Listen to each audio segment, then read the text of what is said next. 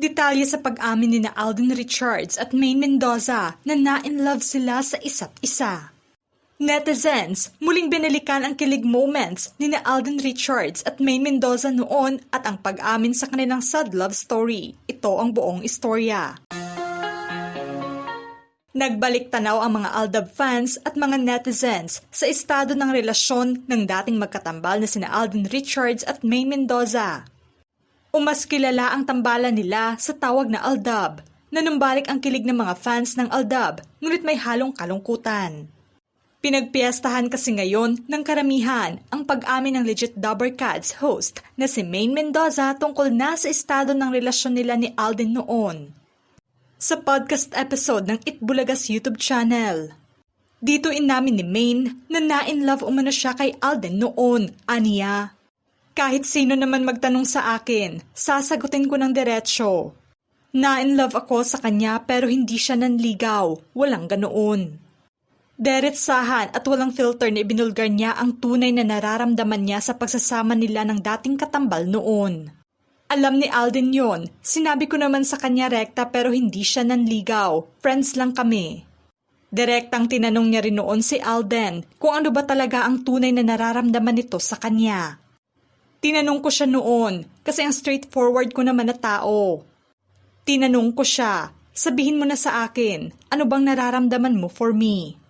Direkta kong tinanong sa kanya, gusto ko lang malaman. Sabi ko, kung ano man yan tatanggapin ko naman, kailangan ko lang malaman. Tanging sagot lamang ng aktor noon, ay di ko pwede sabihin sa'yo kasi mawawala yung magic.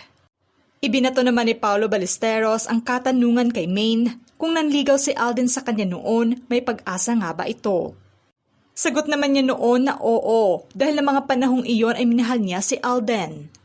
At alam umano ito ng kanilang mga fans. Oo naman, kasi in love ako sa kanya. Paglilinaw pa ni Maine ngayon, nananatiling magkaibigan pa rin sila ni Alden, sa kabila pa man ng hindi natuloy na pagmamahalan. Grabe ang relationship din namin ni Alden off-cam, pero may closure naman kaming dalawa, na pag-usapan namin lahat. Ito ang kauna-unahang binigyang linaw at ibinahagi ni Maine ang tungkol dito. Kaya naman muling binalikan ng mga netizens ang naging panayam kay Alden noong 2023 sa Fast Talk with Boy Abunda. Kung saan inamin niya rin na na-in-love siya kay Maine. Sa pag-amin niya, yes po, na-fall po ako. Hypocrite po ako kung hindi. Yes po, ayokong sabihing alam niya, but I did confess. Dahil sa parehong pag-amin ng dalawa na nahulog sila sa isa't isa, marami sa kanilang mga fans ngayon ang nanghinayang sa sanay relasyon ng dalawa. May iba rin na nalungkot kung bakit hindi pinursu ni Alden si Maine noon. Kung gayon na may mutual feelings sila pareho.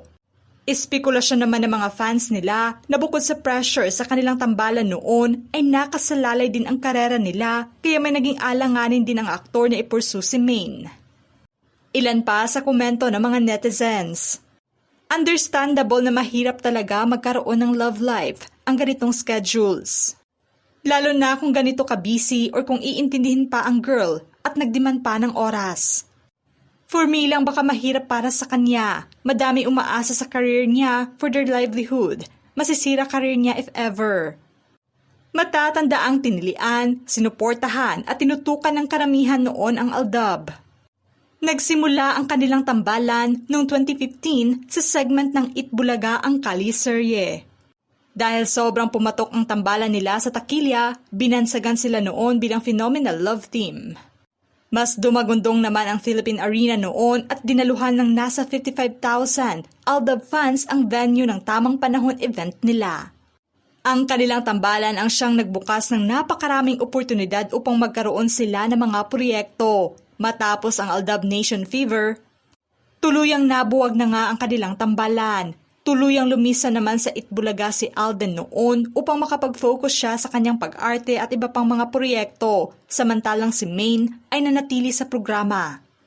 Sa kabila pa man na hindi na nasilayan ng kanilang mga fans ang pagsasama nila, marami pa rin ang nagmamahal sa kanila at nag-ugat nga ito sa matinding paniniwala ng ibang mga fans na kasal na silang dalawa at mayroon na umanong anak. Mas ikinagalit pa ng ibang Aldab fans ang opisyal na pag-anunsyo ni Maine noon na ikakasal na siya sa kanyang boyfriend na si Arjo Ataide. Marami sa kanila ang hindi tanggap ang tungkol dito. Kasagsagan ng isyong iyon ay patuloy pa rin ang pagyabong at tagumpay ng kanya-kanyang karera nila nang magkahiwalay. Naging bukas naman ang aktor sa kanyang mga pahayag na masaya siya para kay Maine at sa relasyon niya kay Arjo. Sa kanyang pahayag noon, "Now that she's going a path na talagang naikukwento na niya sa akin na talagang gusto niya. Kasi si Maine, very planned ang buhay, very goal-oriented. By the age na ganito na dapat. So ngayon na nandyan siya ngayon, of course with Arjo. Siguro yung naibibigay ni Arjo sa kanya is yung talagang love na deserve niya." Inamin pa ng aktor na parte na ng kanyang buhay si Maine at aminado rin siya na hindi siya vocal sa feelings niya noon. Sa kanyang pahayag, "Parang hindi ako masyado naging vocal about this for the longest time and I think now is the right time. Malaki ang pagpapasalamat ko sa kanya sa pagtiwala niya sa akin. Although may we have differences and misunderstandings in the past, at least we remained good friends." Kung matatandaan na naikwento na ni Maine sa kanyang libro na may titulong Yup, I Am That Girl sa tila fate umano nila ni Alden bago pa man sila naging magkatambal. Ilang araw pa lamang bago siya maging bahagi ng Itbulaga at maging si Yaya Dab ay na-caught on cam umano ng That's My Bae director ang kanyang smile kung saan si Alden ang host. Inamin niya na hindi niya rin alam kung bakit napangiti siya. Noon pa man ay cute na umano para sa kanya si Alden at sinabi rin daw mismo ng direktor na nalaman nitong crush din daw pala ni Alden si Maine. Noong una ay hindi umano siya naniniwala at simula noon ay ini-stalk na niya ang profile ni Alden. Bago pa man nagkaroon ng Aldab Love Team ay una na pala silang nagkita noong 2010. Sa isang event umano na pareho nilang dinaluhan pero hindi pa sila magkakilala at kumalat nga noon ang blurred photo nila together. Inilarawan pa ng mga netizens ngayon na tunay na pinagtagpo ang Aldab ngunit hindi umano itinadhana. Sobrang late na umano ang tadhana para sa relasyon nila. Sa pag-amin ni Maine ngayon, marami pa rin ang hindi maka-move on. At naibato nga nila ang napakaraming what-ifs. May halong pagkadismaya naman ang reaksyon ng iba para kay Alden dahil bakit hindi man lang daw niya sinubukan na ligawan si Maine noon. Gate nila na base na nga sa kasabihan na at least we tried. Marami nga ang umaasa noon na magkakatuluyan ang dalawa, ngunit naging malabo na nga ito. Nerespeto naman ng mga fans ang desisyon at kanya-kanyang buhay ng dalawa ngayon. Pero hindi rin nila maisantabi na naging bahagi na rin sila ng tambalang Aldab, kaya masakit para sa kanila na hindi nila endgame ang isa't isa. Ano ang masasabi nyo sa parehong pag-amin ni Alden Richards at Maine Mendoza na na-in love sila sa isa't isa? Just comment below.